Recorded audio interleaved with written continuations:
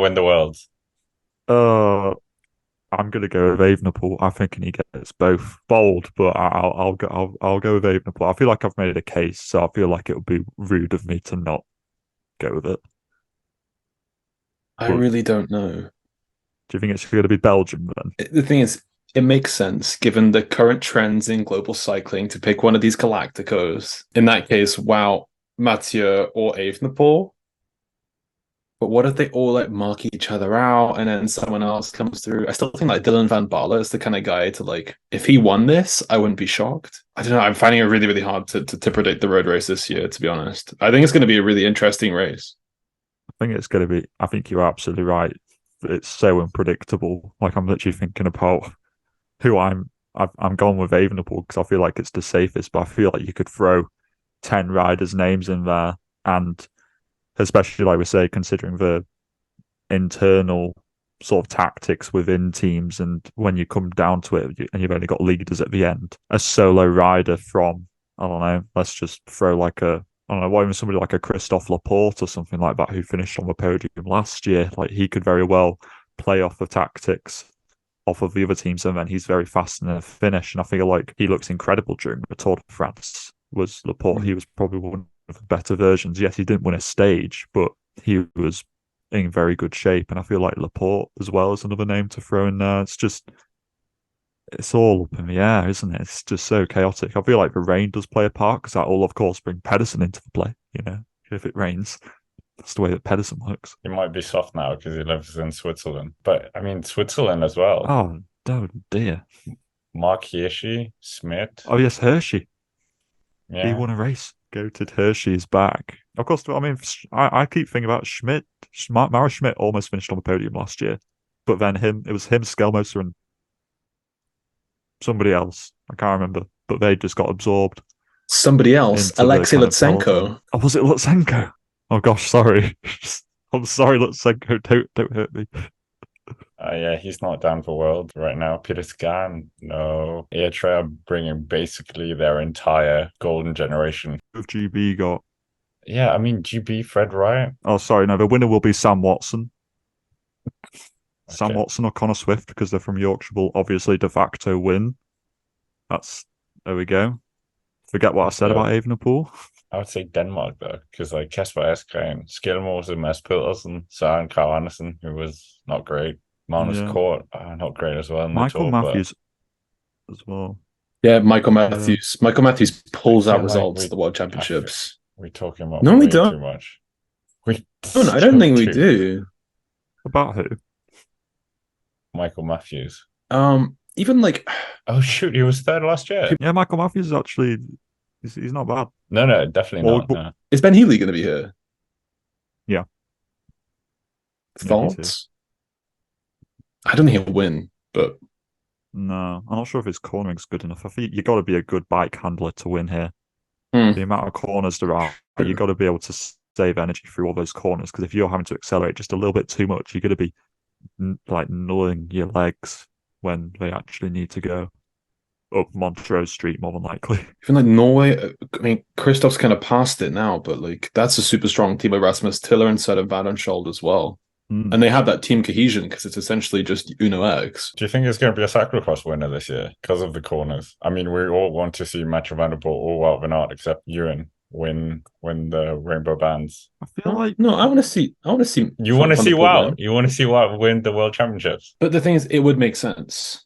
Like a world champion should be one of the best riders in the world, and Wout is one of the best riders in the world. That's very true, but I would prefer to see Matthew because we all talk about the kind of the mythical nature of the Van der Poel heritage and how that would be a very cool thing because he hasn't been a road world champion, has he? Well, I know he's been like under 23, but like elite level. Junior. His record is pretty naff in elite level world championships. I mean, of course, there's been things. 2019, he didn't eat. I can't remember what happened in 2020. What was that? Was that Imola? Yeah, that was So I guess Imola. guess that was probably a bit too hard for him. 2020, he and Wout looked at themselves into the abyss. And then last year, he was woken up by teenage girls in like his hotel room. They kept on knocking on his door or something like that. And then he DNF a race, basically. Maybe this is finally the year that Mathieu van der Poel might actually have things go correctly. But I do feel like you're right, Scott. Maybe the cyclocrossers will have an advantage in terms of bike handling, but I feel like the sprinters as well, like sprinters in general, like a Pedersen or a Laporte, also have probably some of the best bike handling going. So I'd probably say that they are also very strong candidates. Where's I don't know Pickup? what even Pidcock. I think He's he's not on just the doing start mountain bike. list. Yeah, he's not doing the road race. I know, poor behaviour. I probably wouldn't. I'm But not sure how much chance I'd give him anyway, to be honest. the road is Oh yeah, you've pretty. seen the route. Yeah, you've been up to Glasgow Yeah, recently. yeah. Like last Is it? month, I like had a look around, and I think if it's the same one as last time, it goes like through Calvin Grove, like the park in the city. Um, bumpy. It's not exactly like the best paved course, and Wout van Aert even said himself like the other month that it's like the paving is really bad, so that also could benefit the cyclocrosses towards the end. But I mean, the finale is going to be on like pretty like it's like city center roads, but there are certain parts of the course where it's just going to be like a mess. It's particularly if it's rainy as well, with like there's been like potholes filled in, there's like drain covers, lots of markings on the road. It'll be a tough one. Like you say, not the most kind of. It's not Swiss roads. Let's put it that way. But anyways, there's one of our podcast favorites. He was in the news for the wrong reasons this time. And there's another rider as well. Ewan, what are the two riders who have been getting some attention from the UCI? Well, to begin with, let's go with Miguel Angel Lopez. This decision came out first of all. UCI have suspended Miguel Angel Lopez, I believe, based on actions last year. It's quite confusing. I feel like I've missed out a couple of chapters here.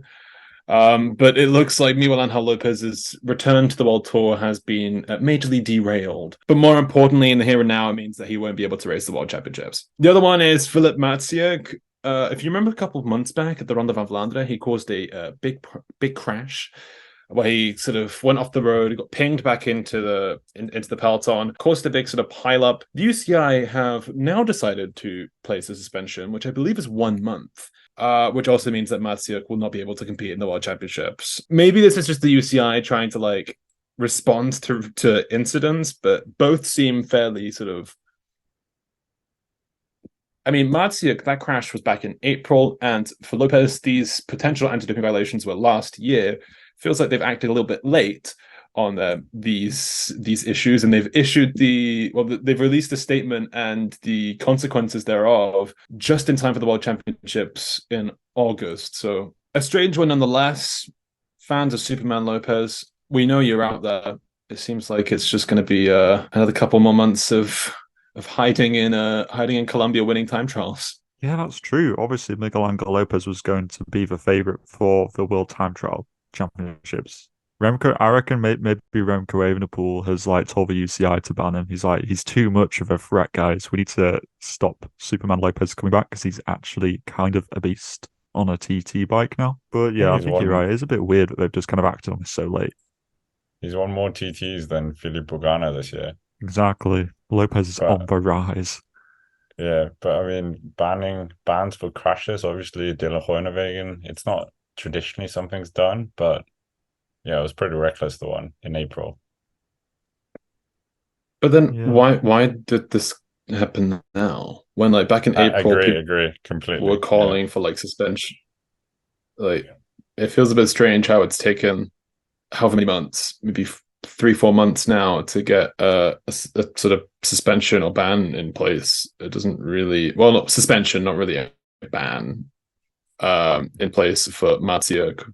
Feel bad for him because he probably thought he could like carry on with the season. He like said sorry and sort of faced the repercussions in the media, but now to face that suspension right in the middle of the season, it's pretty rough. Yeah, he would have got away with it too if it weren't for that meddling UCI.